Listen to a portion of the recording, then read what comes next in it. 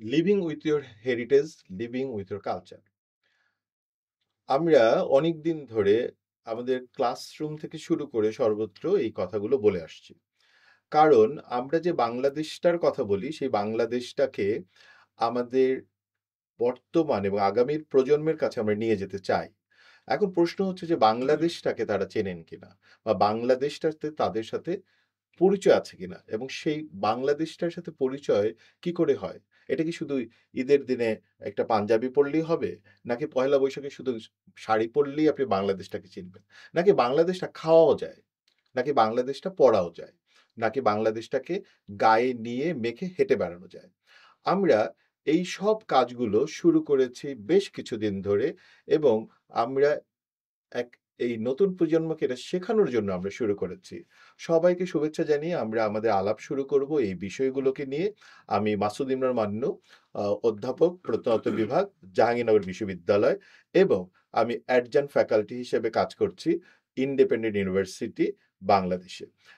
এবং সেখানে আমি ন্যাশনাল হেরিটেজ অ্যান্ড কালচার বলে একটি কোর্সকে কোঅর্ডিনেট করি, এবং সেই কোর্সটি আন্ডারে আমরা কতগুলো কাজ করি তার ভিতরে একটা বড় বিষয় হচ্ছে যে কারিকুলাম ইন্টিগ্রেশনের পার্ট হিসেবে আমরা সেখানে একটা ফিস্টের আয়োজন করি, যেটাকে আমরা বলছি হেরিটেজ ফিস্ট। এবং এই হেরিটেজ ফিস্টের ভেতরে আমরা আরেকটা প্রোগ্রাম রান করি এটা একই সাথে, সেটাকে আমরা বলি হেরিটেজ কসপ্লে এবং হেরিটেজ ফুড ফেস্টিভ্যাল। এখন আমরা এই বিষয়টাতে কি কি করি, কেন এটা জরুরি, এই সকল বিষয়গুলো নিয়ে আমরা আলাপ করব। আমার সাথে এই আলাপে একই সাথে যুক্ত আছেন, আমার ডান পাশে বসে আছেন অধ্যাপক কাজী মাহমুদুর রহমান। উনি চেয়ার সোশ্যাল সায়েন্স ডিপার্টমেন্ট এবং সোশ্যাল সায়েন্স ফ্যাকাল্টির আন্ডারে। এবং একই সাথে ওনাকে আমরা এভাবে বলতে পারি, উনি আমার বন্ধু, এবং আহ, ওনার একদম প্রত্যক্ষ তত্ত্বাবধান, একটা শব্দ দিয়ে মনে হয় নাকি এটা বলা যেতে পারে যে ওনার প্ররোচনায় আমরা এটা করতে পারি। এবং আমরা ধরেন এটা প্ল্যান করেছি, উনি প্ররোচিত করেছেন। আমরা এটা বাংলাদেশে আমরা দাবি করতে পারি যে 2022 থেকে আমরা এই কাজটা আইইউবিতে মানে ইন্ডিপেন্ডেন্ট ইউনিভার্সিটিতে করে আসছি, এবং এত বছর ধরে আমরা প্রতি সেমিস্টারে আমাদের শিক্ষার্থীদের সাথে এই বিষয়টা মানে পরিচয় করিয়ে দিচ্ছি। এবং এই বিষয়টা শিক্ষার্থীদের উপরে কি ধরনের প্রভাব তৈরি করে সেই বিষয়টা আমরা একই সাথে জানবো। সেজন্য আমাদের সাথে আছেন, আমাদের এই কোর্সে পাঠ গ্রহণ করেছেন, এবং আমাদের প্রথম হেরিটেজ ফিস্ট অ্যান্ড কসপ্লেতে পার্টিসিপেট করেছেন, এবং এখনো আমাদের প্রতিটি কসপ্লেতে অ্যাক্টিভলি পার্টিসিপেট করে যান অত্যন্ত উৎসাহের সাথে। তিনি হচ্ছেন বর্তমানে শিক্ষার্থী ওয়াহিদুজ্জামান মুগ্ধ। এবং ওয়াহিদুজ্জামান মুগ্ধ হচ্ছে বিজনেস ডিপার্টমেন্টে পড়েন আইইউবিতে, এবং তার অ্যাকাউন্টিং ও ফিনান্স, ও সরি, ফাইন্যান্স হচ্ছেন তার হচ্ছে মেজর। তো ফাইন্যান্সে পড়া বিবিএর একটি শিক্ষার্থী, আপনারা দেখতে পাচ্ছেন যে সে আজকে বেশ সুন্দর করে মানে পাঞ্জাবি পরে এসেছেন, লাল রঙের পাঞ্জাবি। ওকে দেখে বাংলাদেশি মনে হচ্ছে। তা আমরা এদের সবার সাথে আমরা কথা বলবো। আহ, আমি শুধু বলবো যে আমরা যেটা শুরু করলাম, ধরেন আমার একটা পরিকল্পনা ছিল, সেই পরিকল্পনাটাকে আমি আহ, মানে মাহমুদের কাছে নিয়ে যাই, কাজী মাহমুদ প্রফেসর। আহ, মাহমুদ প্রথমেই মানে তার দূরদর্শিতা দিয়ে সে এর একটি ফিউচার আন্ডারস্ট্যান্ড করতে পারেন। এবং তারপরে আমি জানতে চাইবো যে আমি যখন প্রথম তাকে এই পরিকল্পনা করি, আসলে ওনার মাথায় কি ঘুরছিল এবং কি উনি ভাবছিলেন, যে কেন উনি আমাদেরকে কোর্সের আন্ডারে, যেটা একটি একই সাথে পরীক্ষাও ছেলে মেয়েদের, এবং এটা ব্যবহারিক বিষয় মানে যেখানে তাকে কোনো কিছু খাতা কলমে লিখতে হয় না, তাকে সুন্দর একটা ড্রেস পরে আসতে হয়, এবং তাকে সেই ড্রেসটা সম্পর্কে জানতে হয়, এবং সেই ড্রেসটার বিস্তারিত বলতে হয় কি করে এটা জিআই সার্টিফাইড কিনা, এটা ইনট্যাঞ্জিবল কালচারাল হেরিটেজ কিনা। তো এই পুরো বিষয়টাকে উনি আসলে প্রথমে কি ভেবেছিলেন এবং এখন কি ভাবছেন, তার একটা ভূমিকা আমি মাহমুদের কাছ থেকে শুনতে চাইবো। ধন্যবাদ মাসুদিন মান্নু। মান্নু আমার কলিগ ইন্ডিপেন্ডেন্ট ইউনিভার্সিটিতে আমার বন্ধুবর। অশেষ ধন্যবাদ পরিচয় করে দেওয়ার জন্য, পার্টিকুলারলি এই পার্টিকুলার কোর্সের বিষয়। আহ, যে প্রসঙ্গটা আসলো যে এটা আহ, আমি এখনো স্মরণ করতে পারি 2021-এর মাঝামাঝিতে মান্য অনেকদিন ধরে পড়াচ্ছিলেন। কোর্সটার নাম হচ্ছিল ন্যাশনাল কালচার অ্যান্ড হেরিটেজ, যেটাকে আমরা NCH 101 বলি। 101 শব্দটার অর্থ হচ্ছিল এটা প্রারম্ভিক কোর্স, ফাউন্ডেশন কোর্স। আর সেই দিনের কথা আমার এখনো মনে আছে যে এই আলোচনাটা এভাবে করতে চাই। আমি বিভাগে আছি, পরবর্তীতে বিভাগীয় প্রধান। আহ, একটুখানি যদি একটু শুরু করি যে NCH 101 জিনিসটা আসলো, কিভাবে আসলো, বা আহ, আমার জন্য আসলে কতটুকু সুবিধা হয়েছে। বলা বাহুল্য যে ইন্ডিপেন্ডেন্ট ইউনিভার্সিটি 1993 সালে প্রতিষ্ঠার পরে বাংলাদেশের প্রথম দিকের প্রথিতযশা প্রাইভেট বিশ্ববিদ্যালয় এবং প্রাইভেট বিশ্ববিদ্যালয় যে বর্তমান বাস্তবতা পুরো ধরে এগিয়েছে এবং শিক্ষা ব্যবস্থাকে এগিয়ে নিয়ে যাচ্ছে, এই বিষয়ে বলাই বাহুল্য। এখন প্রথম থেকে যেটা ছিল যে বাংলাদেশের প্রাইভেট বিশ্ববিদ্যালয়ের মধ্যে যেহেতু ইন্ডিপেন্ডেন্ট ইউনিভার্সিটি একটা লিডিং রোল প্লে করেছিল জ্ঞানের ক্ষেত্রেও, লিবারাল আর্ট বেস, যেটা কিনা ইউএস ইউনিভার্সিটির একটা ধারণা থেকে সেটা নিয়েছিল। তারই আলোকে আহ, আমি যদি ভুল না করি যে তৎকালীন আহ, মজিদ খান, আমাদের emeritus professor, late doctor Majid Khan, আমাদের ফাউন্ডিং আইইউবিতে উনার প্রতিষ্ঠা, এবং পরবর্তীতে লেট প্রফেসর বজলুল মুমিন চৌধুরী, উনি ভাইস চ্যান্সেলর ছিলেন, এবং সালাউদ্দিন আহমেদ, উনারা তখন আহ, চিন্তা করলেন যে ছাত্রছাত্রীদেরকে এই ন্যাশনাল কালচার এবং হেরিটেজ এই বিষয়টাকে, যেহেতু লিবারাল আর্টস বেস কনসেপ্ট, তাকে এই বিষয়টাকে যদি আমি তৈরি করি, সে ছাত্র কম্পিউটার সায়েন্সের হোক, সে ছাত্র ফার্মেসির হোক, সে ছাত্র বিজনেস অনুষদের হোক, এটার জন্য তারা তখন এই কোর্সটাকে একটা বাধ্যতামূলক কোর্স করেছিল, ফাউন্ডেশন কোর্স হিসেবে প্রত্যেকেই পড়বে। পরবর্তীতে এইটাকে আরো একটা শক্তিশালী পর্যায়ে নেওয়ার জন্য এটাকে একটা পাঠ্য বইয়ে, এই যে তিনজনের নাম বললাম এবং পরবর্তীতে আরো দুজন এই প্রথিতযশা এডিটর, তারা মিলে এই কোর্সটাকে ডিজাইন করে পাঠ্য বই রূপদান করলো। তার মানে দেখা যাচ্ছে যে অনেক দিন ধরে ছাত্রছাত্রীরা একটা তাদের নিজস্ব পাঠ্য এবং কালচার, যে একটা, আমি কম্পিউটার সায়েন্সের স্টুডেন্ট হয়েও হেরিটেজ কালচার এটা যে আমার একটা আগ্রহের জায়গা, প্রথমে তারা তৈরি করবে। মানে এখন এটা এটা বলা যেতে পারে যে যে আমরা আমাদের বাংলাদেশে একটা খুব কমন ধারণা আছে যে প্রাইভেট বিশ্ববিদ্যালয় মানেই হচ্ছে সে হচ্ছে আহ, অনেক বেশি মানে কনজিউমার ওরিয়েন্টেড থিংস চিন্তা করবে, তার আয় রোজগার করে চিন্তা করবে এগুলো। কিন্তু আমরা দেখবো যে আইইউবি হচ্ছে একদম প্রথম দিককার ইউনিভার্সিটি, কিন্তু যে লিবারাল আর্টসকে অনেক বেশি গুরুত্ব দিচ্ছে এবং সোশ্যাল সায়েন্সকে গুরুত্ব দিচ্ছে, মানে যেটা একটা খুবই ইন্টারেস্টিং। অ্যাবসলিউটলি অ্যাবসলিউটলি, যে কারণে আপনি দেখবেন যে আইইউবির আমাদের যে চারটা মেইন পিলার আমরা শিক্ষা ব্যবস্থায় বলি, টেক সেভে, environmental conscious, liberal arts one of the four পিলারের একটা ইম্পর্টেন্ট পিলার।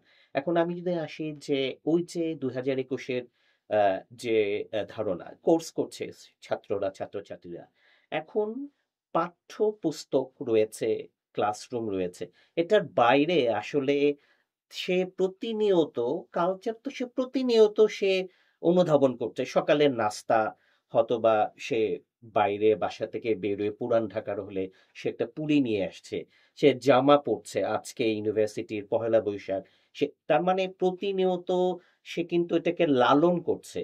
এইটাকে তখন আমরা চাইলাম, মান্নু যখন আমাকে বলল যে এরকম, আমরা বললাম এটাকে আরো কি করে ছাত্রছাত্রীদের, তারা করছে এটাকে ওই পাঠ্য বইয়ের পাঠ তার সাথে যুক্ত করা যায়, এটাকে আরো বেশি তাদেরকে আগ্রহী করে তোলা। বলা বাহুল্য 2021-এর ছাত্র সংখ্যা যারা এই পার্টিকুলার কোর্স করতেন, আমরা এখনো মনে আছে প্রায় তখন 7টা থেকে 8টা সেকশন আমরা বলি, প্রতিটা সেকশনে 40 জন, মানো মনে আছে হুম হুম 50 জন, এমন তো এমনও তো সেকশন ভাই চলে গেছে যে 70 70। 55-60 জন স্টুডেন্ট। এখন কিন্তু আমরা প্রায় 14 সেকশন এবং প্রায় 550-600 স্টুডেন্ট প্রতি সেমিস্টারে।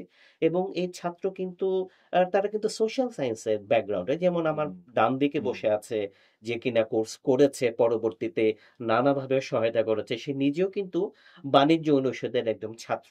তার মানে এই ধারণা থেকে তখন আসলে যে না, মান্নু যখন বলল, এবং আমি খুবই কৃতজ্ঞ যে মান্নু নিজেও in terms of the professional এবং প্র্যাকটিক্যালিটি এই জিনিসটাকে ধারণ করে, এবং আমি নিজেও প্রতিনিয়ত চাচ্ছিলাম যে আরো কিভাবে এরা ক্লাসরুমের বাইরে নানাভাবে এটাকে সন্নিবেশ হতে পারে। এবং তারই ফলশ্রুতিতে মান্নু যেটা বলল যে আমাদের 14টা সেকশনের মধ্যে কোন কোন সেকশন আছে তারা বিভিন্ন কালচারাল এলিমেন্ট নিয়ে পোস্টার করছে। আর মান্য এই কোর্সের মধ্যে থেকে এটাকে একটা ফেস্ট বলছি আমরা, কি ফেস্টের ধরন হচ্ছিল যে এটা আমরা আগে থেকে জানিয়ে দেই, আমাদের সোশ্যাল মিডিয়ার মাধ্যমে ডিপার্টমেন্ট একটা প্রোগ্রাম করছে, ইউনিভার্সিটির ভিসি, প্রো ভিসি থেকে শুরু করে ডিন পর্যায়ের লোকজন তারা এখানে থাকছেন, আসছেন, এবং ওই দিনের একটা ক্লাসরুমে তারা নানা বিষয়ে জানছে, যেমন tangible intangible heritage, GI, culture তাকে কিভাবে রোল প্লে করছে, প্রিজার্ভেশন অফ দ্য কালচার, এই যে জিনিসগুলিকে যখন জানলো, এবং সবই ন্যাশনাল, তার সাথে ক্রস ন্যাশনাল, ক্রস কান্ট্রি। যেমন আমরা যখন জিআই বলি তখন অবভিয়াসলি জামদানির এলিমেন্ট নিয়ে ডিবেট, সেটা তো দেশ ছাড়িয়ে অন্য জায়গায়ও চলে অবশ্যই যায় অবশ্যই সেটার মধ্যে। এইটাকে তখন আমরা তখন ওই যে পোস্টার বলি, একটা ফেস্টের মতন খাওয়া নিয়ে এসে ড্রেস, আমার মনে হয় কি করছি, এবং এটার ছাত্রছাত্রীদের কাছে কি ইমপ্লিকেশনস, এটা মনে হয় এই মুহূর্তে আহ, যে শিক্ষক নিজে কি পড়াচ্ছেন এবং তার ছাত্র তাদের হ্যাঁ হ্যাঁ মুখে এটা শুনলেই এটা আমার এটা মনে এটা হয় এটা এটা এটা এইটার একটা বড় হ্যাঁ লিঙ্ক ঠিক আছে। আসলে তৈরি এটা হবে। এটা একটা একটা জিনিস বলি, যেমন ধরেন আমাদের এখানে হেরিটেজ বললে অনেকে কি করেন, শুধুমাত্র ধরেন মহাস্থানগড়ের একটা বর্ণনা পড়ান বা পাহাড়পুরকে নিয়ে একটু বলে দেন, বা ধর, কিন্তু এইটা যে ওয়ার্ল্ড পলিসির সাথে যে ইন্টিগ্রেটেড হতে হবে, কারণ মাহমুদ নিজেও ইন্টারন্যাশনাল রিলেশনস তার বেসিক মানে এডুকেশন হচ্ছে ইন্টারন্যাশনাল রিলেশনস, Right. মাহমুদ জানেন। কারণ হচ্ছে কি, একজন স্টুডেন্ট মানে আমরা শিক্ষার্থী, মানে আমার ক্লাসে, তার আসলে এটা জানা খুব জরুরি যে কেন ইউনেস্কো ট্যানজিবল বলছেন, কেন মানে ইনট্যানজিবল হেরিটেজ ফর হিউম্যানিটি শব্দটা কেন বলছেন, আবার সেটার সাথে তার এই হেরিটেজ কি করে যুক্ত হতে পারে, এবং সে যেই জীবনটা যাপন করে, যেমন ধরেন ওয়ারিতে গেলে অনেকেই বলে যে বিউটি লাচ্ছি দেখছে, আমার এই মুহূর্তে বিউটি লাচ্ছির কথা মনে হলো। এখন ও যখন খোঁজ নিতে গেল, ও দেখলো যে এটা 70 বছরের উপরে ধরে একটা লোক একই জায়গায় বসে এই লাচ্ছিটা বিক্রি করছে, এবং এবং মানে এইটা যখন হেরিটেজ হয়ে, বা ধরেন ধরেন হাজির বিরিয়ানির কথা যদি আমরা বলি, যে হাজির বিরিয়ানি প্রায় 250 বছরের কাছাকাছি বয়স হয়ে গেছে একটা দোকানের, এবং একই জায়গায় একই ভাবে, এবং কি ধরনের এনভায়রনমেন্ট ফ্রেন্ডলি, মানে সে সে প্রথম থেকে এখন পর্যন্ত কোনো পাতা দিয়ে। প্লাস্টিক পাতার মানে যে ব্যবহার করা যেতে পারে। আমরা এটা খুবই নতুন ধরনের রেস্টুরেন্টও দেখবো না, কিন্তু সে ওই সময় থেকে সে যে এনভায়রনমেন্ট ফ্রেন্ডলি যে পাতার যে এই ব্যবহার করা, এবং সেইটা কি করে তার অংশ হয়ে ওঠে, বা ধরেন রিক্সা পেন্টিং তার অংশ হয়ে ওঠে। সো আবার যেমন ধরেন আমরা ক্লাসে কি করি যে নিশ্চয়ই মুগ্ধ মুগ্ধ নিয়ে আসছিল একবার, মানে ওর বাড়ি হচ্ছে গাইবান্ধাতে, গাইবান্ধার থেকে, যেমন আমি ক্লাসে প্রায় বলি যে আপনারা কি রসমালাই আর রসমঞ্জুরির মঞ্জুরি পাঠক। পার্থক্য বোঝেন কিনা। তো দেখা যায় যে একটা বড় অংশের ছেলে মেয়ে এই রসমঞ্জুরি আর রসমালাইয়ের পার্থক্যটাই বুঝতে পারে না, এবং এটা এটা এটা যে একদম সাইজের জায়গা থেকে এটা বড় পার্থক্য হয়, এইটা যেমন সে বুঝতে পারে না। বা ধরেন অনেক ছেলে মেয়েকে আমরা জিজ্ঞেস করি যে আপনি যে বলছেন জামদানি শাড়ি, আসলে কি জামদানি শাড়ি আপনি চেনেন?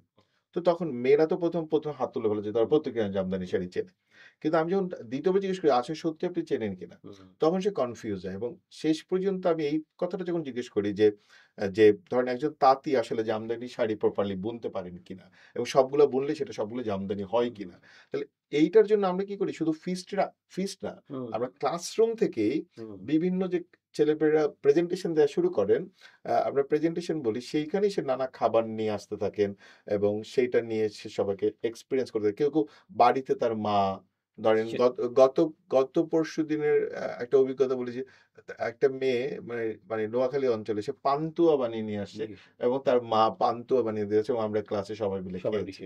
তো আমরা যে এই যে জার্নিটা যেটা আমরা কথা বললাম মুগ্ধ, আমরা মুগ্ধর কাছ থেকে শুনতে চাই। মুগ্ধ বলেন, মানে জার্নিটা, এবং আপনি এতদিন ধরে আমরা এটাকে একসাথে ভলান্টিয়ারও করছেন, তো আপনার বক্তব্য আমরা খুবই গুরুত্বপূর্ণ আমাদের জন্য, বলেন। অনেক ধন্যবাদ স্যার। মানে অনেক বড় পরিচয় দিলেন। আমার জন্য এটা সৌভাগ্যের বিষয়, একই সাথে গর্বের বিষয় যে আমার প্রিয় দুইজন অধ্যাপকের সাথে আমি একই মঞ্চে বসে এই আলাপটা দিতে পারছি, মাহমুদ স্যার এবং মান্নু স্যার। এনসিএইচ 101 হচ্ছে একটা ফাউন্ডেশন কোর্স। কোর্সের ব্যাপারে যদি বলতে হয় যে অলরেডি মাহমুদ স্যার বলেছেন, যে কেউ যে কোনো ব্যাকগ্রাউন্ডের বা যে কোনো মেজরের স্টুডেন্ট এই কোর্সে এনরোল করতে পারে। অনেকগুলো সেকশন আছে। তো মানু স্যারের সাথে আমার পরিচয় প্রায় 3 বছর ধরে এই কোর্সের সুবাদেই। তো কোর্স করতে গিয়ে মানু স্যারের সাথে পরিচয় এবং দেখলাম যে আসলে বাংলাদেশকে নতুনভাবে জানা যায়, নতুন চোখে আসলে দেখা যায়। এতদিন যেভাবে জানতাম যে স্যার যেটা বললেন যে সংস্কৃতি বা কালচার বা হেরিটেজ বলতে যে শুধু মহাস্থানগড় বা পাহাড়পুর বৌদ্ধ বিহার এইটা না, এবং এটা থাকলেও এটার আসলে ব্যবহারটা কিভাবে এবং আন্তর্জাতিক অঙ্গনে এটা কিভাবে সমাদৃত হতে পারে, এই যে ব্যাপারগুলো পুরো কোর্সে 4 মাসে বা 3 মাসের কোর্স জুড়ে আর কি এই আলাপগুলো থাকে। স্যার আর কি আলাপগুলো দেওয়ার চেষ্টা করেন। আমি মনে করি স্যার আসলে এই যে পদক্ষেপটা গ্রহণ করেছেন কোর্সের থ্রুতে, এবং তিনি ক্লাসে সবসময় বলতেন যে উনি আইইউবিতে পড়িয়ে আর কি সবচেয়ে বেশি মানে আরামদায়ক বোধ করেন, আরাম পান। কারণ হচ্ছে তার অনেকগুলো কথা থাকে বা অনেকগুলো বক্তব্য থাকে কালচার এবং হেরিটেজ নিয়ে, যেগুলো উনি খুব সহজে সাবলীলভাবে আর কি ক্লাসরুমের ভিতরে বলতে পারেন, এই কোর্সের আন্ডারে বলতে পারেন। আর এটা আসলে কোর্সটা অফার করা হয় হচ্ছে স্ল্যাশ আমরা বলি আইইউবিতে, school of liberal arts and social সায়েন্সের আন্ডারে অনেকগুলো ডিপার্টমেন্ট আছে। তার মধ্যে আমাদের ডিপার্টমেন্ট হেড মাহমুদ স্যার যে ডিপার্টমেন্টে আছেন, department of social science and humanities, সেখান থেকে আর কি প্রতি সেমিস্টারে স্টুডেন্টদের জন্য যে কোনো ব্যাকগ্রাউন্ডে তারা কোর্সটা এনরোল করতে পারে। বিভিন্ন ফ্যাকাল্টি আছে, প্রায় 6 থেকে 7 জন হয়তো হবেন, স্যার ভালো বলতে পারবেন। 6 থেকে 7 জন ফ্যাকাল্টি থাকেন, তারা বিভিন্ন সেকশনে ভাগ হয়ে আর কি এই কোর্সটা পড়ান। তো আমার সৌভাগ্য হয়েছিল মানু স্যারের কোর্সে এনরোল করার, এবং হচ্ছে সেখানে তিনি যেগুলো বলতে চান এনসিএইচ নিয়ে, এনসিএইচ 101 ন্যাশনাল কালচার অ্যান্ড হেরিটেজ, মানে জাতীয় যেটাকে বলি আমরা হচ্ছে জাতীয় আহ, ইতিহাস এবং হচ্ছে ঐতিহ্য নিয়ে যে কথাগুলো, জাতীয় ঐতিহ্য সংস্কৃতি হ্যাঁ ঐতিহ্য এবং মানে সংস্কৃতি নিয়ে যেগুলো কথা আসলে স্যার আসলে যেগুলো বলতে চান, সেগুলো আর কি আমার শোনার অনেক সৌভাগ্য হয়েছিল। তো আমরা কালচার নিয়ে আসলে অনেক কথাই বলি, কিন্তু আসলে কালচারের প্রপার ডেফিনেশনটা কি? তো স্যার আর কি যেটা ক্লাসে বলেছিলেন, আমার সেটা মনে আছে। আমি আসলে স্যারকে সকালবেলায়, আজকে সকালবেলা এখানে আসার সময় স্যারকে বলছিলাম যে স্যার আমার আসলে আলাপ হয়তো দীর্ঘ হতে পারে, একটু একাডেমিক হতে পারে। স্যার বলেছিলেন যে এটা নিয়ে কোনো আসলে চাপই নেই, আপনার যা মনে চায় কোর্সের পড়া হোক বা যেটাই হোক আপনি বলতে পারেন। কারণ হচ্ছে যে আমরা এটাও বলে রাখি যে আমরা কোনো চাপই দিই না, বরঞ্চ আমরা ল্যাঙ্গুয়েজকে খুবই গুরুত্ব দিই। কালচারের যে 5টা এলিমেন্টের একটা হচ্ছে রাইট, লিঙ্গুইস্টিক্স, রাইট। ল্যাঙ্গুয়েজ, এবং আমরা ক্লাসে, আপনার তো মনে আছে যে যার যার অঞ্চলের ভাষায় আঞ্চলিক প্রেজেন্টেশনে ভাষায়, সাধারণত জি। ইংরেজিতে করতে চাইলে আমরা ডিসকারেজ করি না, কিন্তু কেউ যদি বাংলায় করে তাহলে আমরা বলি আপনার হোম টাউনের ভাষাটা ব্যবহার করেন, এবং কারণ ভাষার ভিতরেই তো সংস্কৃতি থাকে, তাই না? রাইট। তো ওকে, আর বলেন। এটাকেই বলে আমরা যদি বলি প্যাডাগজি, তাই না? হ্যাঁ, যে একটা বিষয়ে পড়ানোর ক্ষেত্রে এই যে থিওরি আলাপ অথবা মুগ্ধ এখনই করবেন, হুম, যে এতদিন হয়ে যাওয়ার পরও একটা তার কোর্স না, এটা একটা ফাউন্ডেশন কোর্স, তারপরেও তার এই থিওরি জিনিসটা মনে আছে। মূলত এই প্র্যাকটিক্যাল এলিমেন্টটা যদি না হতো, হুম, তাহলে হয়তো বা ওই এই তাত্ত্বিক এই ধারণাটা হয়তো বা ওই মাথার মধ্যে গেঁথে যেত না আর কি। এক্স্যাক্ট। আমার মনে হয় মুগ্ধর কাছেই যদি আবার হ্যাঁ, ফেরত যাই আর কি। তো কালচার সম্পর্কে অনেকগুলো থিওরি আছে, বাট ক্লাসে স্যার যেটা বলেছিলেন অনেকগুলো আলাপের পর আর কি শেষে উনি বলেছিলেন যে হচ্ছে ব্রিটিশ একজন অ্যানথ্রোপোলজিস্টের কথা, হুম, তার নাম হচ্ছে এডওয়ার্ড বার্নেট টাইলর। হুম। তো ওনার ওর ব্যাপারে আমরা সাধারণত ইবি টেইলর বলি। ইবি টেইলর বলি, হ্যাঁ। তো ওনার ব্যাপারে হচ্ছে উনি যে মানে থিওরিটা দিয়েছেন বা কালচার সম্পর্কে যেটা বলেছেন, মানুষ স্যার কি ক্লাসে ওইটাই বলেছিলেন যে কালচারের আসলে প্রপার ডেফিনেশন। সেখানে ইবি টেইলর বলছেন যে culture is that complex whole which includes knowledge, belief and morals, law, custom and any other capabilities and habits acquired by man as a member of society of. আমার যতদূর মনে পড়ে sir বলেছিলেন যে সমাজের একজন মেম্বার হয়ে, সমাজের একজন বাসিন্দা হয়ে আমরা যে যে মোরাল গুলো ফলো করি, আমরা যে যে অভ্যাসগুলো ফলো করি, আমরা যে ল এর মধ্যে থাকি, বা আমরা যা দেখছি বা ধারণ করছি একজন সমাজের একজন মেম্বার হয়ে, সেগুলোই আসলে মূলত কালচার। আর এটা ওপেন এন্ডেড জায়গা থেকে। ওপেন এন্ডেড জায়গা এবং মানে হেরিটেজ। কালচার কখনো স্ট্যাগনেন্ট না, মানে রাইট, সে সবসময় গ্রহণ বর্জন করবে। রাইট। মানে এটা পরিবর্তনশীল। হুম, আর হেরিটেজ সম্পর্কে স্যার বলেছিলেন যে হেরিটেজ আসলে ধারণাটা খুবই ব্রড, মানে ছোট করে আসলে হেরিটেজকে যদি আমরা পরিভাষা করি সংস্কৃতি বা হচ্ছে অন্য কোনো পরিভাষায় না, আসলে এটার ধারণাটা অনেক বিশাল। তো এটা আসলে বিভিন্ন বিষয়ের আসলে একটা মেলবন্ধন বা একটা আমি কি বলতে পারি কম্বাইন্ড একটা জিনিস। যেমন হেরিটেজে ইতিহাস আসে, প্রথা আসে, সংস্কৃতি আসে, স্মৃতি আসে, মিথ আসে, স্মৃতিকাতর হয়ে আমরা বহুমাত্রিক অর্থ ধারণ করি। এটাই আসলে মূলত আসলে হেরিটেজকে আমরা রিপ্রেজেন্ট করি। সামনে আমি হয়তো বলবো যে আসলে আমাদের এখানে যেগুলো মিথ, সেগুলো আসলে কিভাবে আসলে ডেড হয়ে যায়, বা এগুলোকে কিভাবে ইতিহাস থেকে বাদ দিয়ে বা আমাদের হেরিটেজ থেকে বাদ দিয়ে নতুন করে যে আসলে হেরিটেজকে একটা তৈরি করার যে প্রবণতা দেখা যায়, এটা আমি হয়তো বলবো। কিন্তু আম- একটা একটা জায়গায় যে মানে স্যার, ওইটা বলার আগে আমি জানতে চাইবো যে আমরা যেই ধরেন আইইউবিতে আমরা যেই কাজটা করছি স্যার, এনসিএইচ এ স্যার, মানে সেইখানে আমরা ক্লাসরুম থেকে তো আমরা শুরু করি জি, এবং তারপর আমরা ফিস্ট পর্যন্ত পৌঁছই। জি, মানে ক্লাসরুমে আমরা যে আয়োজন শুরু রাইট, শুরু করি আমরা right, presentation, poster presentation, oral presentation, এগুলো যেমন আমরা করি, আবার সেইটাকে আমরা শেষ পর্যন্ত ফাইনাল একটা স্টেজ নিয়ে যাই, রাইট, তাই না? রাইট। তো আহ, এইটা এইটা একজন শিক্ষার্থী হিসেবে মানে আপনার মূল্যায়নটা কি? মানে আপনার কাছে কিরকম মনে হয়, বা ধরেন আপনার বন্ধুরা যারা যারা আপনার ওই সময় যারা বন্ধুরা পার্টিসিপেট করেছে বা পরবর্তীতে যে ছেলেমেয়েরা পার্টিসিপেট করছে যাদের সাথে আপনি অনেক ক্লোজলি মিশে থাকেন, তো আমরা যদি সকল স্টুডেন্টদেরকে আর এখানে নিয়ে আসতে পারছি না, মানে আপনি একজন প্রতিনিধি, তাদের একজন প্রতিনিধি হিসেবেই যদি আমরা কখনো আমার আসলে অন ক্যামেরা জানছি, কোনো ব্যক্তিগত পর্যায়ে আসলে জানা হয়ে ওঠে না। সেটাই এটা সম্ভবত সেটাই মাহমুদেরও হ্যাঁ জানা হয়ে ওঠে না, সেটাই কিন্তু এক ধরনের ইভালুয়েশন আমাদেরও জানা দরকার যে আসলেই এটা ইম্প্যাক্ট করছে কিনা, বা সেইটা কেমন বলে মনে হচ্ছে আপনার কাছে। একটা জিনিস হচ্ছে যে ধরেন আপনি বিজনেস স্টুডেন্ট, যেমন আমরা তো ট্যানজিবল কালচারাল হেরিটেজ ক্ষেত্রে আমরা ইনট্যানজিবল দুইটা কিন্তু ইউনেস্কোকে ডাকি, কিন্তু যখন ইনট্যানজিবল কালচারাল হেরিটেজ হচ্ছে বা যখন লিভিং ট্র্যাডিশন হচ্ছে, তখন সেটার সাথে আবার দুইটা প্রতিষ্ঠান যুক্ত হচ্ছে। একটা হচ্ছে WIPO, right, world intellectual property, আর হচ্ছে ডাব্লিউটিও, ওয়ার্ল্ড ট্রেড অর্গানাইজেশন। কারণ ট্রেড, এটা হচ্ছে ট্রেড ট্রিটির বাণিজ্য একটা বড়, সংস্থা হ্যাঁ, টিআরআইপিএস এর একটা বড় হুম, ট্রিটিতে আমরা গেছি। এগুলো তো আমরা বলছি। আবার আপনি একজন বিজনেস স্টুডেন্টও, মানে তাহলে এই যে লিভিং ট্র্যাডিশন, এটার তো একটা বিজনেস ভাবনাও আছে। তো সবকিছু মিলে আমরা যখন এই কাজটা করছি, মানে আপনি যদি এরকম ২ ভাগ বা ৩ ভাগে আপনার একটা মানে মতামত দেন, তাহলে আমার মনে হয় যে সেটা আমাদের জন্য বেশি হয় ইন্সপায়ারিং হতে পারে, আবার কষ্টেরও হতে পারে। সেটা আমরা ওকে। জানি না আসলে যে এই ছাত্রদের আসলে মানুষ যেটা বলে আসলেও তাই যে আসলে এক হচ্ছিল যে তখন যখন ছিলেন তখনকার আপনি তো অনেক বছর ধরে এটাকে দেখছেন, আমি যদি একটু যুক্ত করি মান্নুর সাথে, তখন আপনাদের কি মনে হয়েছিল ক্লাসরুম একটা পর্যায়ে, তারপরে এটা শোকেসিং যেটাকে এক্সিবিট যদি বলি, যেটা আর এতদিন ধরে যে ছাত্রছাত্রীরা করছে আপনার সহপাঠী তখন এখনকার, এই দুইয়ের মধ্যে আপনি কি মানে কি মনে হয় যে আসলেও যে জিনিসটাকে স্পিরিট থেকে আমরা প্রথমে শুরু করেছিলাম যে পড়াশোনার জিনিসটাকে এমন পর্যায়ে আমাদের নিয়ে যাওয়া উচিত যাতে পরে এটা তার মনের মধ্যে মাথার মধ্যে গেঁথে থাকে। আচ্ছা, আমি প্রশ্ন বুঝতে পেরেছি। ধন্যবাদ স্যার প্রশ্নের জন্য। আহ, মানুষ স্যার সবসময় একটা কথা বলে, বিভিন্ন বক্তব্যে বা বিভিন্ন আলোচনায় একটা কথা বলে, আমাদের আইবির এই এনসিএইচ কোর্সের ব্যাপারেই বলে। তো উনি প্রথম ক্লাসে একটা প্রশ্ন করে, আমার এখনো মনে আছে।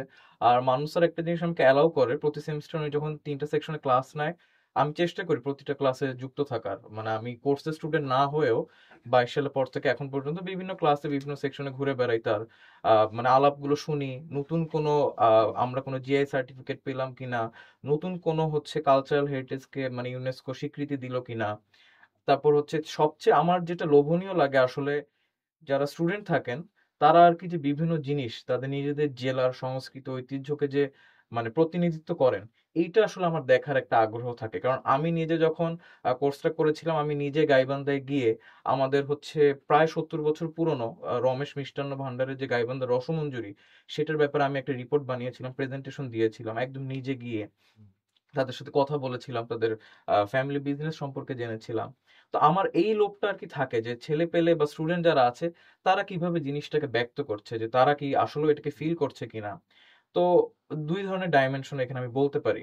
তো মানুষের ক্ষেত্রে মানে যেটা বলতে চাচ্ছিলাম মানুষের ব্যাপারে, উনি আর কি এইটা বলেন যে উনি ক্ষমতার অপব্যবহার করে একটা প্রশ্ন করেন প্রতি প্রথম ক্লাসেই, যে আপনি আপনার বাবার দাদার নাম বা দাদার দাদার নাম জানেন কিনা, বা কেন জানেন না। তারপরে দ্বিতীয় প্রশ্নটা থাকে হচ্ছে আপনার গ্রামের বাড়ি কোথায়, আপনার গ্রামের বাড়িতে কখনো গিয়েছেন কিনা, সেখানকার বিখ্যাত ব্যক্তিত্বকে বা সেখানকার বিখ্যাত জিনিস কি, খাবার হতে পারে, যে কোনো বস্তু হতে পারে। অনেকে হয়তো উত্তরটা শুনে ভ্যাবাচ্যাকা খায়, আসলে কি এভাবে ভাবা যায়? বাবা দাদার নাম কি জানাটা আসলে ম্যান্ডেটরি, মানে এটা কি প্রয়োজন কোনোভাবে, এটা কি আসলে প্রাসঙ্গিক? বা আমার কোনটা জেলা, বা আমি কি কখনো গিয়েছি, মানে যেতে হবে কি আদৌ, মানে তখন আসলে তার ভিতর প্রশ্নগুলো নাড়া দেয়। বা ওইখানকার বিখ্যাত কি হতে পারে, কোন খাবার বিখ্যাত আছে।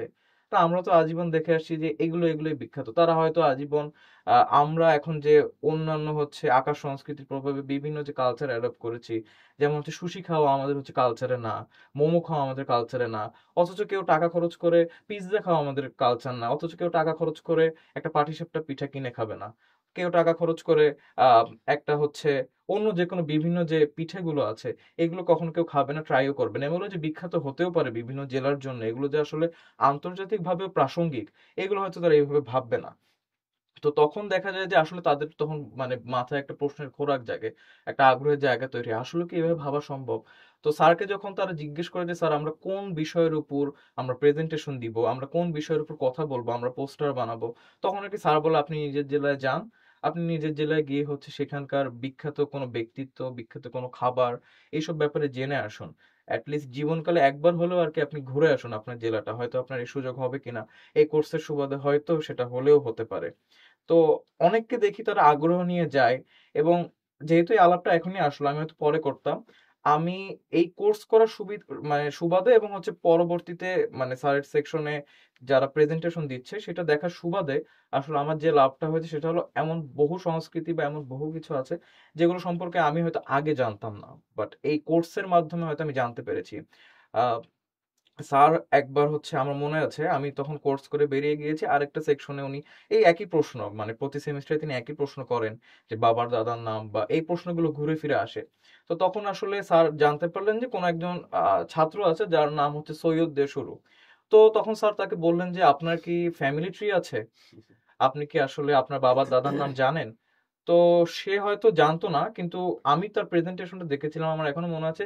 সে সুন্দর মতো তার ফ্যামিলি ট্রিটা, তার বাবা, তার দাদা, মানে তার মানে তিন পুরুষের আর কি এবং সে পরিচয়টা। এবং সে খুঁজতে গিয়ে সে খুঁজে পেল যে মিরপুরে এখন যিনি মানে পীর, মানে মিরপুর যে মাজার রোডের যে হ্যাঁ, হ্যাঁ, মাজার, হ্যাঁ, হ্যাঁ, এবং তারা হচ্ছে সেই ফ্যামিলি, হ্যাঁ, হয়তো রাইট। সে নিজেই তাদের জানতো না। ইয়ের হ্যাঁ, তার অ্যানসেস্টরিয়াল ইভেন্ট। লিনিয়েজটা ওইটা। হ্যাঁ, তো আসলে এই যে ধরেন নতুন করে এক্সপ্লোর করা, নতুন করে যে জানা, এবং ধরেন এইভাবে যদি মানে প্রত্যেকটা কথা বলতে যাই, কুষ্টিয়ার কথা আসলে আসবে। কুষ্টিয়াকে আমরা হয়তো চিনি আসলে, মানে আমরা হয়তো রাস্তাঘাটে বিক্রি হতে দেখি, যদিও সেটা আসল না। এখানে হচ্ছে জিআই এর কথা আসবে, হুম। ফেক ভার্সেস জেনুইন একটা হয়তো ডিবেট আসবে। আমরা রাস্তাঘাটে বিক্রি হতে দেখি 10 টাকা 20 টাকা বিভিন্ন দামে কুষ্টিয়ার বিখ্যাত কুলফি মালাই। আদৌ কি এটা কুষ্টিয়ার কিনা, এটা নিয়ে একটা প্রশ্ন থেকেই যায়। তারপর আমরা কুষ্টিয়াকে চিনি তিলের খাজার জন্য। হ্যাঁ, কিন্তু আসলে কুষ্টিয়া যে বিভিন্ন কারণে আমাদের সংস্কৃতিতে প্রাসঙ্গিক, বিভিন্ন কারণে যে সংস্কৃতিতে ভূমিকা রাখে বা আছে, বা এটা আসলে আমরা জানি না, আমরা জানতে চাইও না, বা আমাদেরকে হয়তো কোনো কারণে জানানো হয় না। তো কুষ্টিয়া নিয়ে বলতে গেলে কুষ্টিয়ার বিখ্যাত ব্যক্তিত্ব আছে গগন হরকরা, কাঙাল হরিনাথ, তারপরে মীর মোশাররফ হোসেন। এনাদেরকে হয়তো আমি চিনতাম না বা জানতাম না বা নিজ গরজে হয়তো খুঁজে পেতাম না যদি না হচ্ছে এই কোর্সে আসলে আমি যুক্ত হতাম, বা এই কোর্সে আসলে আমার কাজকর্ম থাকতো। তো আমারই কাছের এক বন্ধু, মানে তাকে হয়তো স্যার সাজেস্ট করেছিলেন যে গগন হরকরাকে নিয়ে আসলে প্রেজেন্টেশন দিতে। তা আমি আসলে চিনতাম না ওইভাবে। পরে জানতে পারলাম যে রবীন্দ্রনাথ ঠাকুরের যে গানটা আসলে আমাদের এখন জাতীয় সঙ্গীত হিসেবে অ্যাডপ্ট করা হয়েছে, আমরা জাতীয় সঙ্গীত হিসেবে আমার সোনার বাংলা আমি তোমায় ভালোবাসি, এইটা আসলে যে গান থেকে আসলে অনুপ্রাণিত, এইটা আসলে গগন হরকরার লেখা। আমি কোথায় পাবো তারে, আমার মনের মানুষ কে রে। তো এই গানটা আসলে গগন হরকরার লেখা, সুর করা। তো রবীন্দ্রনাথ ঠাকুরের সমসাময়িক সময় হয়তো তিনি ছিলেন, স্যার আরো ভালো বলতে পারবেন, তারিখ সম্পর্কে আমি খুবই অজ্ঞ, এটা মনে থাকে না। তো তখন আসলে ওই গানের সুরকে নকল করে বা অনুপ্রাণিত হয়ে রবীন্দ্রনাথ এই গানটাকে রচনা করলেন। পরবর্তীতে আমাদের দেশে আসলে জাতীয় সঙ্গীত হিসেবে এটাকে অ্যাডপ্ট করা হলো। কাঙাল হরিনাথকে আমরা চিনি না, যিনি আসলে সেখানকার স্থানীয় একটা পত্রিকার আসলে সম্পাদক ছিলেন। হুম। সেখানে আসলে তিনি গ্রাম বার্তা। গ্রাম বার্তা, এক্স্যাক্টলি। আর মীর মোশাররফ হোসেন তো বিখ্যাত ঔপন্যাসিক, হুম। যার হচ্ছে অরিজিন আসলে কুষ্টিয়াতে। তো এরকম আসলে, এবং হচ্ছে আরেকটা কথা যদি বলি যে ঝালকাঠির বিখ্যাত ভাসমান পেয়ারা বাজার, হুম। এটা হচ্ছে আপনার আহ, ভীমরুলি গ্রামে, হুম। ঝালকাঠি থেকে 15 কিলোমিটার দূরে। তো আসলে এই ব্যাপারটা আমি জানতাম না, এই কোর্সের সুবাদে আসলে জানা যে একটা বিখ্যাত এবং এশিয়া মহাদেশের সবচেয়ে বড় আসলে ভাসমান পেয়ারা বাজার বলা হয় এটাকে। আগস্টে আসলে এটার বেশি না, আবার জনপ্রিয়তা। আবার একটু মনে করে দেখেন যে আমাদের যে মেয়েরা যে শাঁখারি পট্টিতে গেল, শাঁখারি বাজার, মানে পুরান ঢাকার, সে ওইখানে ওইখানে গেল, প্রেজেন্টেশন দিল। তারপর সে তখনই ঠিক করে নিল যে সে হচ্ছে স- ওই শাখা সিঁদুর পরে সে হচ্ছে আমাদের কালচারাল একটা এই যে কসপ্লেতে ডেমনস্ট্রেট, সেটা হ্যাঁ। ডেমনস্ট্রেট, এবং সে ওখান থেকে শাখাটা মানে সিঁদুর টিঁদুর শাখা সব কিনে নিয়ে আসলো, এবং ফাইনাল প্রোগ্রামে সে দারুণ করে মানে মানে পার্বতী মানে সেজেছিল। পার্বতী সেজেছিল, এবং পার্বতীর সবকিছুই ওই শাখারি বাজার থেকে কেনা ছিল। মানে এটা একটা দারুণ ঘটনা। কিন্তু মুগ্ধ একটা জিনিস আমার জানার, যে ধরেন যে স্যার আমরা যে এই যে WTOর কথা বলি, TRIPS, যেহেতু আমি বিজনেস স্টুডেন্ট, মানে আমরা তো একই সাথে বলি যে এটা কালচারাল প্রোডাক্ট, মানে আমাদের ট্র্যাডিশনাল যে হেরিটেজ, মানে যেটা আমরা ট্র্যাডিশনাল নলেজের উপরে বেস করে, বা কত ইন্ডিজিনাস নলেজ এবং ট্র্যাডিশনাল নলেজের যে, এবং একসাথে ট্র্যাডিশনাল নলেজের যে এক্সপ্রেশন গুলো। তো আমরা তো এটা এটা এটা তো বারবার সবাইকে নিতে চাচ্ছি যে একটা নতুন অন্টারপ্রেনারশিপ তৈরি হোক, মানে আমাদের এখানেও এই অন্টারপ্রেনারশিপটা নিয়ে ভাবা হোক। তো সেটা নিয়েও তো আমরা অনেক মজা করি, যে আমরা মানে ক্লাসে এটাও বলার চেষ্টা করি যে কবে আমাদের ছেলেমেয়েরা ওই কুকিজটা না খেয়ে, মানে পিঠাটা কফির খাবে। সাথে আমাদের কোন একটা পিঠা লোকাল খাবে। ইয়ের হ্যাঁ, যেটা হচ্ছে মানে এই গাজীপুরের সে ফুল পিঠা হতে পারে, দেখতে কত সুন্দর। আমাদের এই কফির সাথে ক্যাফেগুলোতে কবে আমাদের এই প্রোডাক্ট, তো এই পার্সপেক্টিভ থেকে যে আমরা ক্লাসে কথা বলি সেইটা, বা এটা আপনার কাছে কোনো মানে আপনার এটার উপরে আপনার মতামতটা কি? স্যার এই ব্যাপারে বলতে গেলে তাহলে আলোচনা এখন জিআই প্রোডাক্ট চলে আসবে, যে জিআই প্রোডাক্টের গুরুত্বটা কি।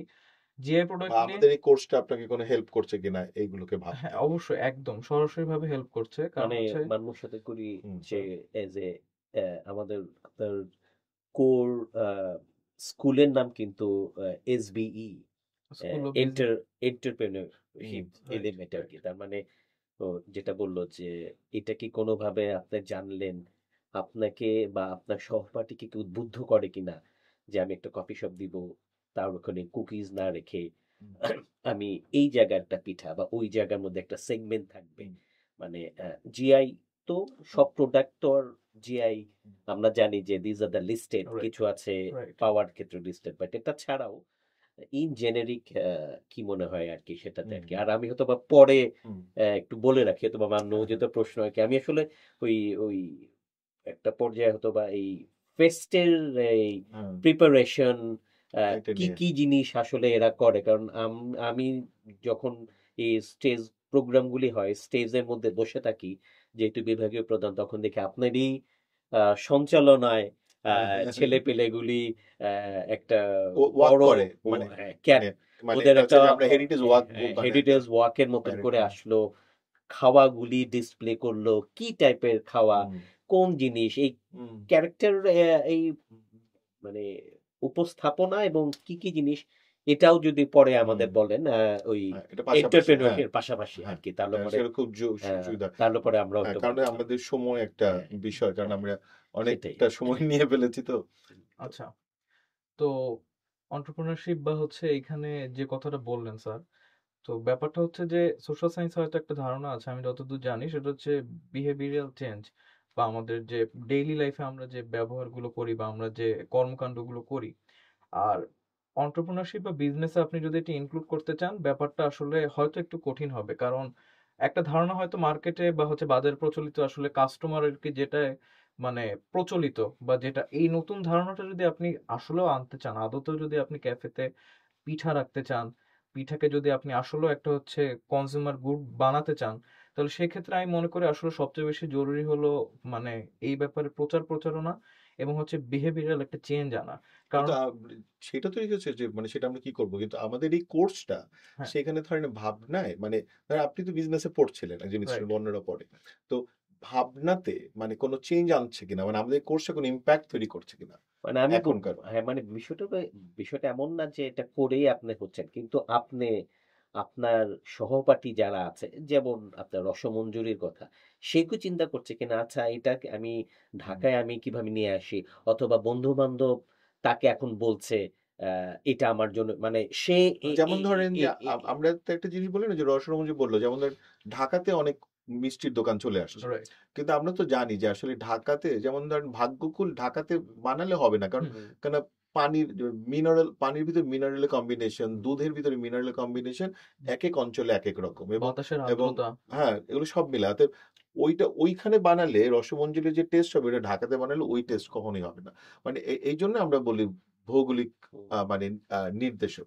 এখন কথা হচ্ছে যে ধরেন যে ওইখানে যদি এই রসমঞ্জুরি আমরা একটা ওয়াইড মার্কেট তৈরি করতে পারি, তাহলে কি হবে যে এই আরবান এরিয়ার টাকাটা মানে এই মানে মেট্রোপলিটনের টাকাটাও কিন্তু আবার ওইখানে ফেরত যেতে পারে। রাইট অর্থাৎ ওইখানে যখন এই টাকাটার ফ্লো বাড়বে, মানিটার ফ্লো বাড়বে, মানে আমরা যদি এটা রিভার্স ইকোনমির মতো ভাবি, গ্রামীণ অর্থনীতির মানে পুনর্গঠন আর মানে কি। আবার সেইখানে একটা ইম্প্যাক্ট তৈরি করবে কিনা, বা এটা যেহেতু আপনি মানে ব্যবসা প্রশাসনের শিক্ষার্থী, এই কারণে আসলে আমরা মানে আমরা ক্লাসে তো এগুলো নিয়েও কথা বলতে থাকি, রাইট তাই না? তো এইখানে কোনো ভাবনা মানে আপনার পড়াশোনার পাশাপাশি যুক্ত হচ্ছে কিনা, বা কি মনে হয়? আমি এইটুকু হলফ করে বলতে পারি আপনাকে স্যার, সেটা হচ্ছে যে আসলে ভাবনার জায়গা তৈরি হচ্ছে যে কেন হচ্ছে গাইবান্ধার রসমঞ্জুরি কেন গাইবান্ধায় সীমাবদ্ধ থাকবে, বা কুমিল্লার রসমালাই কেন কুমিল্লায় সীমাবদ্ধ থাকবে। শুধু নেশন ওয়াইড না, এটা ওয়ার্ল্ড ওয়াইড আসলে কেন স্প্রেড হচ্ছে না, বা এখান থেকে আমাদের আলাদা করে কোনো আর্নিং হতে পারে কিনা। এক্স্যাক্টলি, কারণ যেমন ধরেন যে আমরা যখন ক্লাসে পড়ি, আমাদের অনেক সব স্টুডেন্টদেরই থাকে যে এটা কোর্সটা পড়লাম, আর জিইডি কোর্স তো খুবই হুম, মানে আমরা বলি দুঃসম্পর্কে আত্মীয়ের মতো। হুম, তো জিইডি কোর্স পড়লো কিন্তু পাস করে ফেললো একটা সিজিপিএ, কিন্তু আসলে তো একটা একটা কোর্স পড়া মানে একটা সিজিপিএ না, মানে হুম। মানে এটা তো একটা দূরবর্তী একটা দেশের জন্য তো একটা বড় চিন্তা তৈরি সেটাই। হওয়া, এবং ওই ইম্প্যাক্ট যদি আমরা না পৌঁছাতে পারি, তাহলে আসলে কোর্স শেষ পর্যন্ত সফল হয় না, হুম, মানে চিন্তার জায়গা থেকে, বুঝতে পারছেন? ওই কারণেই জিজ্ঞেস করা আর কি কথাটা। যেমন ধরেন স্যার, আমার নিজের জেলা নিয়ে যেটা গর্ব গাইবান্ধা রসমঞ্জুরি, সেটা নিয়ে যদি বলি, এটাকে উদাহরণ টেনে যদি বলি, যেমন অনেকে হচ্ছে জানতো না, আপনি যেটা আপনার একটু আগে আলোচনায় বললেন যে রসমালাই রসমঞ্জুরির যে মূল পার্থক্যটা আসলে সাইজে, সেটা আসলে অনেকে জানতো না। আর আপনি যে কথাটা বললেন, আপনি সবসময় আপনার আলোচনায় বলেন যে প্রোডাক্ট নিয়ে, যে আসলে ভৌগোলিক নির্দেশক পণ্য কখন হয়, যখন সেই ভৌগোলিক অঞ্চলের মিনারেলস বলেন, বাতাসের আর্দ্রতা বলেন, এগুলো একটা মানে সরাসরি প্রভাবক একটা প্রোডাক্টের হচ্ছে উৎপাদনে, বা একটা পণ্যের উৎপাদনে। এখন অবশ্যই আমি আপনার সাথে এটা মানে টোটালি এগ্রি করি যে গাইবান্ধার রসমঞ্জুরি আসলে যদি ঢাকায় এনে বানান, তাহলে সেই স্বাদটা আর কি থাকবে না। বা কুমিল্লার রসমালাই যদি আপনি ঢাকায় এনে বানান, বা কুমিল্লার রসমালাইকে আপনি যদি অন্য কোনো জেলায় নিয়ে গিয়ে তৈরি করেন, সেই স্বাদটা আসলে থাকবে না, সেই অথেন্টিসিটিটা আসলে থাকবে না। এই জন্য আসলে জিআই এর আলোচনাটা আমাদের বারবার চলে আসে, ফেক ভার্সেস জেনুইন একটা যে ডিবেটটা। এবং আপনি হয়তো আপনার স্টাডিতে বলেছেন যে কুমিল্লায় 401টা বা কতগুলো যেন নকল মানে 460টা। 407টা নকল মাতৃভান্ডার আছে। তো নকল না, মানে সেটা এক ধরনের বৈধ মানে ট্রেড লাইসেন্স আছে তাদের, মানে কিন্তু নামগুলো মানে নামগুলো পরিবর্তন করে একই। আদি মাতৃভান্ডার, আসল মাতৃভান্ডার এরকম করে করে। এটা হচ্ছে কি উৎপাদকের স্বার্থ ক্ষুণ্ণ করে, হ্যাঁ, মানে যিনি মূল প্রডিউসার, হ্যাঁ, আর একই সাথে কনজিউমার যিনি ধরেন যে ক্রেতা, তার স্বার্থ তার ক্ষুণ্ণ সত্য। করে। অতএব টিআরআইপিএস যে চুক্তিটাই মানে ডাব্লিউটিওর আন্ডারে চুক্তিটাই কিন্তু দুই পক্ষের মানে স্বার্থকে। কনজিউমার এবং প্রডিউসার দুই পক্ষেরই স্বার্থকে আইনিভাবে সুরক্ষা দেয়া। সুরক্ষা দেওয়া। রাইট। কিন্তু আমাদের দেশে ধরেন এগুলোর ক্ষেত্রে ট্রেডমার্ক, হুম, তারপরে ট্রেডমার্কের যেমন কোনো আসলে আইনটা ঠিকমতো এক্সিকিউট হয় না, যেই কারণে ধরেন যে হাজার হাজার মাতৃভান্ডার হতে পারে। যেমন আমরা মজা করে বলি না যে মাতৃভান্ডার হাজার হাজার বানানো গেল, কিন্তু আপনি কি পারবেন যে আদি বেক্সিমকো নতুন বেক্সিমকো না, বা আদি আদি স্কোয়ার নতুন না, স্কোয়ার, এগুলো তো আমরা পারবো একদম না। পারবো মানে না।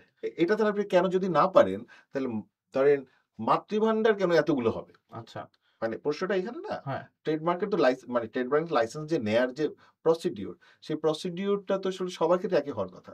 তাহলে কি করে সেটা ভায়োলেট হলো? আচ্ছা। তার মানে হচ্ছে কি একই সাথে এই সবার রাইট ভায়োলেট হলো, রাইট, তাই রাইট, না? রাইট। তো সেটাও তো আমাদের, না হলে তো আমরা তো আমাদের আমাদের মানে ইশাকে বাঁচায় রাখতে পারবো না, তাই না? যেটাতে আমরা ক্লাসে বারবার মানে যেই জায়গাটাকে এমফাসাইজ করতে চাই, তাই না? হয়তো স্যার এরকম হতে পারে যে আসলে এই যে ব্যবসাগুলো, আপনি গাইবান্ধার রসমঞ্জুরি বলেন, কুমিল্লার মাতৃভান্ডার বলেন, বা নাটোরের কাঁচাগোল্লা বলেন, হয়তো এই ব্যবসাগুলো আসলে মূলধারার সাথে যুক্ত না, হয়তো বা মেইন স্ট্রিম না। এই জন্য ধরেন যে এই আইনগুলো ক্ষুণ্ণ হচ্ছে। মেবি ঠিক আছে, সেটা যে আমরা এটা একটা কারণ, কারণ হতে পারে। আমরা কারণটাই বললাম, কারণের হয়তো বা এই আমরা এই মুহূর্তে হয়তো খুঁজতে পারবো না, কিন্তু আমরা আবার ফেরত যাই যেটা মাহমুদ আপনাকে দ্বিতীয় যে প্রশ্নটা করলেন, যে আমরা যে যেই হেরিটেজ ফিস্টটা করি, যেই হেরিটেজ ওয়াকটা করি, এবং প্যারেডের মতো করে, এবং যে কসপ্লেটা করি, সেইটা নিয়ে যদি মানে এবং সেটার ইম্প্যাক্টটা। আচ্ছা, তো আমার সময় থেকে আসলে এই ফিস্টটা শুরু। মানে আমরা এটাকে বলছি living with your art, culture and heritage. তো আসলে এই ফিসটাতে যেটা করা হয় যে ছেলেপেলেরা হচ্ছে, আপনি আসলে দুটো অপশন দেন ছাত্রদেরকে। একটা হচ্ছে তারা হয়তো তাদের জেলার বিখ্যাত কোনো খাবার আনবে, অথবা মানে বিভিন্ন ক্যারেক্টারে তাদের নিজেদেরকে সাজাবে। আপনি বলেছিলেন যে শাড়ি পরারও বিভিন্ন রকম ধরন আছে। তারপর হচ্ছে বিভিন্ন কাপড়ের পাঞ্জাবি হয়, খাদি কাপড় থেকে শুরু করে বিভিন্ন কাপড়ের পাঞ্জাবি হয়, বিভিন্ন সেলাইয়ে, বিভিন্ন শেপে। তো এইগুলোকে যদি তারা রিপ্রেজেন্ট করতে পারে সেই ফেস্টে, আপনি আসলে এটাকে প্রাধান্য দেন। তো অনেকে দেখা যায় যে তারা নিজেদেরকে বিভিন্ন সাজে সাজায়, না হলে তারা খাবার আনে, যে যেটা আসলে কমফোর্টেবল। তো এইটার আসলে আগ্রহটা যারা করে মানে অন্যরকম থাকে। আমার বেলায় আমি দেখেছিলাম যে আমি আসলে বাকের ভাই সেজেছিলাম। আর এই অনুপ্রেরণাটা আসলে হচ্ছে আমার মায়ের থেকে পাওয়া, কারণ তাদের মুখে শোনা, তারা হচ্ছে হুমায়ুন আহমেদের বিভিন্ন নাটক দেখে আসলে বড় হয়েছেন, কোথাও কেউ নেই, বহুব্রীহি। তো আমি আসলে সেই সুবাদে আর কি তাদের থেকে শুনে শুনে এগুলো দেখা। তো কোথাও কেউ নেই বাকের ভাইটা কোনোভাবে আমাকে মানে আকর্ষিত করেছিল। তো আমি খুব আগ্রহ নিয়ে ছোট ছোট ডিটেলস খেয়াল করে, সে গলায় দুটো চেন পরতো, একটা সোনার চেন পরতো তার মায়ের দেওয়া, পরবর্তী সে সেটা বৌদিকে দিয়ে দেয় তার বিয়ের সময়। এরকম করে করে ছোট ছোট ডিটেলস খেয়াল করে খুব আগ্রহের সাথে আমি করেছিলাম। এবং শুধু দেখলাম আমি না, আরো আমার সাথে যারা ছাত্র ছিল বা আমার সহপাঠী যারা ছিল, তারা বিভিন্ন রকম সাজিয়ে নিজেদেরকে সাজালো। অনেকে বিভিন্ন জামদানি শাড়ি পরলো, মেয়েরা যারা আছে। তারপর অনেক ছেলেকে দেখলাম আপনার মানে পাঠের আরেকটা বিষয় হলো বাঙালি ভদ্রলোক। 19th সেঞ্চুরিতে যে বাঙালি ভদ্রলোকের যে একটা উত্থান, এবং হচ্ছে সত্যজিৎ রায়ের সিনেমা চারুলতা আমরা সেটা দেখেছি তার প্রভাবটা। তো তারা নিজেদেরকে বাঙালি ভদ্রলোকের বেশে সাজালো। আমার মনে আছে আমার বেলায় মানে নিজেকে মানে একজন ব্যোমকেশ সাজিয়েছিল একজন ছেলে। তারপর হচ্ছে একটা মেয়ে গাঙ্গুবাই সেজেছিল। তো এই যে আগ্রহ নিয়ে করা, এবং হচ্ছে এগুলোর বাইরে অনেকে দেখেছিলাম আমার মনে আছে, তারা মানে তাদের মায়ের বা নানির বা দাদির বিয়ের শাড়ি, বিয়ের ওই জামদানি পরে এসে বা একদম বউ সেজে আসছিল একদম বউ সেজে, এবং প্রপার বউ তার সেজে। দাদু যেরকম করে মানে ওই কালে রাইট, যেমন করে সেজেছিল ঘুমটা দিয়ে। ফটোগ্রাফ দেখে সে ওইটাকে কপি রাইট, করে নিয়ে রাইট। আসছে। এবং হচ্ছে এমন আমরা পেয়েছি হচ্ছে বিভিন্ন ছেলে পেলে দুই একজন তারা তাদের বাবার বিয়ের শেরওয়ানি পরে এসেছে এবং বলেছে যে এটা আমার বাবার মানে বিয়ের শেরওয়ানি। তো কালচার তো আসলে মানে বদ্ধ থাকার কোনো বিষয় না। কালচার আসলে জেনারেশন টু জেনারেশন, প্রজন্ম থেকে প্রজন্মে আসলে মানে আগায়। যাচ্ছে কিনা, মানে আপনার কাছে কি মনে হচ্ছে যে আপনাদের ইম্প্যাক্ট, আপনার মনের ভিতরে তার একটা ইম্প্যাক্ট তৈরি এটা হয়েছে? আসলে স্যার ইম্প্যাক্ট পড়ছে। আমার মনে হয় যে এই ক্ষেত্রে মাহমুদও কিছু কারণ মাহমুদ হচ্ছে গুড অবজারভার, কারণ আমরা হ্যাঁ, যখন এগুলো করতে থাকি এত ব্যস্ত থাকি, এত কিছু করতে থাকি যে আমি আসলে নিজেও খুব মনোযোগ দিয়ে যে কাউকে দেখবো, দেখার সময় পাই তাহলে না। আমি না, আমার মনে হয় অ্যাবসলিউটলি মুগ্ধ যেগুলো বললো, আমরা যারা মানে শিক্ষক, 4-5 বছর সে হ্যাঁ, কন্টিনিউয়াসলি এটা দেখে যাচ্ছে। শিক্ষক আমরা যারা আছি তারা দূর থেকে দেখা, আমার মানে কতগুলি খুবই ইন্টারেস্টিং অবজারভেশন সেটার মধ্যে। যেমন মুগ্ধ একটু আগে চারুলতা, বাকের ভাই নিজের গল্পই সেটা করলো যে ভিডিও দেখে। এখন এটার মধ্যে আমি যদি এদের পার্টগুলি দেখি, যে যে ছেলে আগে কখনো এটা দেখেনি, অথবা সে সিনেমা হোক নাটক হোক, তার মানে সেটাকে এটার জন্য সে একটু দেখলো, তার মধ্যে নিশ্চয়ই তখন একটা বারবার দেখছে, একটা ভালো লাগা আসতে হবে, ক্লাসে প্রিপারেশন। এই যে সে ওই পুরো সময়টার মধ্যে সে বিভিন্ন জায়গায় সে ভ্রমণ করছে। ইভেন আমি যদি এখনো মুগ্ধ, ও, আমার মনে আছে আপনাদের সময়ে যে ওই লাঠিয়াল বাহিনী, হ্যাঁ। তারা হাডুডু, কাবাডি, যে ছেলে কখনোই লুঙ্গি পরেনি অথবা তার শাড়ি, মায়ের শাড়ি পরে এসেছে, তার মানে এই জায়গাগুলির মধ্যে থেকে কতগুলি খুব ইম্পর্টেন্ট জিনিস, যেমন আমরা বলি শিক্ষা, পরিবার, তার সমাজ, সে ট্রাভেল করছে অনেক দিন আগে, ওই জায়গাটাকে সে প্রতিস্থাপন করতে চায়, বর্তমানে দেখতে চায়। এবং আমি মুগ্ধ মতনে আরো কয়েকজনের সাথেও যখন কথা বলি, তারাও কিন্তু যখন এই জিনিসটাকে হলো তার জন্য ওই সেমিস্টারের জন্য হয়তোবা নতুন, কিন্তু অনেক সময় খেয়ে কিন্তু পরবর্তীতে কন্টিনিউ করে। অথবা আমি যখন ফিস্ট যখন দেখি, টেবিলের মধ্যে বিভিন্ন খাওয়া সাজানো রয়েছে, খাওয়াগুলোর পরিবেশনা, যেমন আমরা এবং যখন কোনো বলি কোনো ছেলে কোনো আহ, কোনো ছেলে নিজেই রান্না করে নিজে নিয়ে আসে। রান্না করে নিয়ে রাইট। এসেছে, এই যে রান্না করে, এবং ক্লাসের মধ্যে আমরা অনেক সময় জিজ্ঞাসা করি, আমরা ইভেন আমি আমার শ্রেণীর কক্ষেও জিজ্ঞাসা করি, যখন পরিচয় পর্ব হয়, তখন বলি যে একটা ছেলের ক্ষেত্রে যে তুমি কি রান্না করতে পারো, একটা মেয়ের ক্ষেত্রে জিজ্ঞাসা করি তুমি কি খেলতে পারো।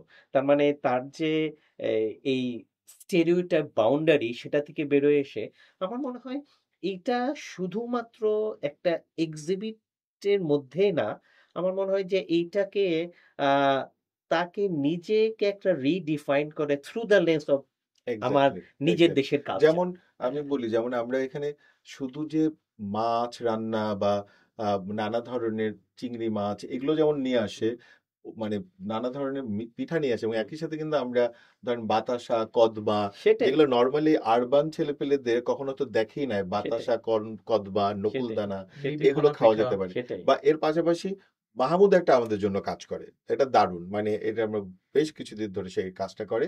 সেটা হচ্ছে যে সে হচ্ছে ঝালমুড়ির দোকান বসায় দেয়, একটা ঝালমুড়ির একটা স্টল তৈরি করে। সেখানে ঝালমুড়ি, তারপর বিভিন্ন ধরনের আমাদের দেশজ যে ড্রিঙ্কস গুলো, মানে যেমন মানে আমের লেবু পানি, শরবত থেকে আমের শুরু করে শরবত, কাঁচা আমের শরবত, এরকম নানা জিনিস যেই যেই সিজনে যেটা মাহমুদ আবার ওইটা সে নিজে আবার ইনোভেট করে, সে নিজে আমাদের সাথে এটার জন্য যুক্ত করে দেয়। তো এই যে ব্যাপারগুলো ঘটতে থাকে, আমার মনে হয় যে মানে যদিও মুগ্ধ অনেক বিজি থাকে, কারণ মুগ্ধর মধ্যে আরো বেশ কয়েকজন মানে আমাদের তারা ভলেন্টিয়ার এক্স হিসেবে তখন এক্স স্টুডেন্ট আছেন যারা ভলান্টিয়ার করতে পছন্দ করে, যেমন এবারও বলে রেখেছে বেশ কয়েকজন ভলান্টিয়ার করবে। আর কি পার্সন অলওয়েজ মুগ্ধ না থাকলে মনে হয় আমাদের জন্য একটু কঠিন হতো। সেটাই সামনে যখন সে পাশ করে যাবে তখন আমাদের আরেকজন মুগ্ধ লাগবে, যে আসলেই ধরেন মানে ও আসলে ভালোবেসেই করে, এবং ধরেন ওর ভালোবাসা এই পর্যায়ের যে ও আমাদের মানে সাথে সারাক্ষণই এই কাজটাতে অর্গানাইজ করছে। তার মানে আমরা বুঝতে পারি যে একটা ইম্প্যাক্ট তৈরি হচ্ছে। সেটাই তো আমরা হচ্ছে যে একদম শেষে মুগ্ধর কাছে মানে যাবো, যে মুগ্ধ শেষে আপনি ওভারঅল কি বলতে চান, মানে জাস্ট এক এক এক কথায় যদি বলেন। ওভারঅল বলতে চাই স্যার, আসলেও এটার একটা ইতিবাচক প্রভাব আছে আমাদের মধ্যে। আমি ছোট করে একটু বলি। যেমন আমি জানতাম না যে আসলে হচ্ছে আমরা হয়তো দেখতাম যে প্লাস্টিকের কাপে আমরা চা খাচ্ছি, কিন্তু আপনি ক্লাসে বলেছেন যে একটা গরম মানে কাপে যখন চাটা পড়ছে ছ্যাদ করে উঠছে, এটা এখানে একটা কন্টামিনেশন হচ্ছে এবং ডে বাই ডে এটা কনজিউম করার কারণে মানে আমাদের এটা শরীরে একটা বিক্রিয়া করতে থাকে, হ্যাঁ মানে কিরকম একটা বাজে প্রভাব পড়তে পারে। আমরা যে যেটা মেলামাইন দিয়ে ক্যান্সার ছড়াচ্ছে অনেক বেশি, আমাদের রাইট, সোসাইটি আমরা খেয়াল করছি না। আমরা কেন হচ্ছে মেলামাইনের প্লেটে খাচ্ছি, অথচ আমাদের সংস্কৃতি ছিল আমরা হচ্ছে কাঁসার প্লেটে খাবো, মাটির প্লেটে খাবো। এবং মজার কথা হলো এনসিএইচ কোর্স করার পর আমি আমার দাদা বাড়িতে খোঁজ নিলাম, এবং আমার মতো অনেকেই আছে হয়তো তাদের চিন্তা ভাবনা পরিবর্তন হয় এবং হচ্ছে তারা হয়তো দেশীয় খাবার বা দেশীয় সংস্কৃতি ধারণ করা শুরু করে। হয়তো না, আছে, আমি নিজেও প্রত্যক্ষ করেছি এবং এখনো যাদের সাথে দেখা হয় তারা ওই গাইবান্ধার রসমঞ্জরি নিয়ে বলে, কি রে আর গাইবান্ধার রসমঞ্জরি খাওয়াবি না, গাইবান্ধার রসমঞ্জরির কি অবস্থা। তখন আমিও তাদেরকে বলি, তুইও তো বেবিখানা পিঠা আনছিলি, সেটার কি খবর? ও হ্যাঁ তাই আসলে। বা চট্টগ্রামের আফলাতুন পিঠা, তো আসলে বেলা বিস্কিট। বেলা বিস্কিট, আরো অনেক কিছু আছে, দুরুস।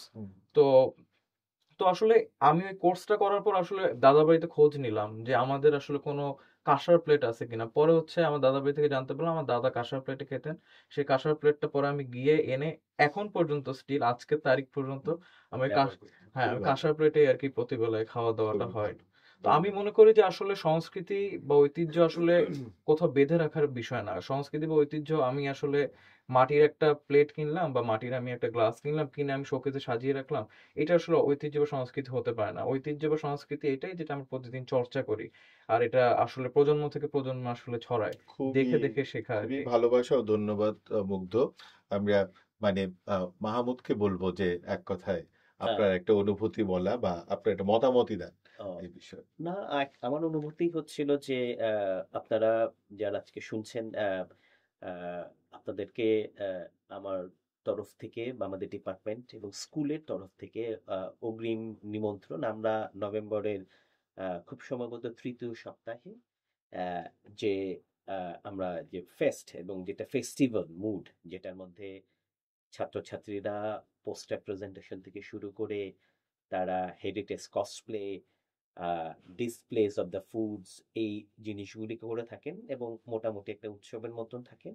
আপনারা আইইউবিতে আসবেন, আইইউবি বসুন্ধরাতে অবস্থিত, এবং আপনারা দেখবেন যে ছাত্রছাত্রীরা তারা কি উৎসাহের সাথে ভালো লাগা নিয়ে ক্লাসরুমে যে জিনিসগুলিকে পড়ছে বা পড়ার চেষ্টা করছে, সেটার সাথে তার দৈনন্দিন এবং সমাজ এবং উপরোক্ত দেশের বিভিন্ন অঞ্চল কে যুক্ত করে তারা কিভাবে নিজেদেরকে উপস্থাপন করছে। এবং যেটা মুগ্ধর কাছ থেকে শুনলেন যে আমরা চাই যে এটা আহ, অনেকটা মান্যও বললেন এটা জেনারেল এডুকেশন প্রোগ্রাম বা আমরা ফাউন্ডেশন প্রোগ্রাম, কিন্তু তারপরও যে বেসকে পুঁজি করে আইবি আজকে এত দূর এগিয়ে এসেছে লিবারেল আর্টস, এই কোর্স লিবারেল আর্টসের একটা বাহক হিসেবে আমরা কিভাবে ছাত্রছাত্রীদের মধ্যে এই জিনিসটাকে একটু গেঁথে দিতে চেষ্টা করছি।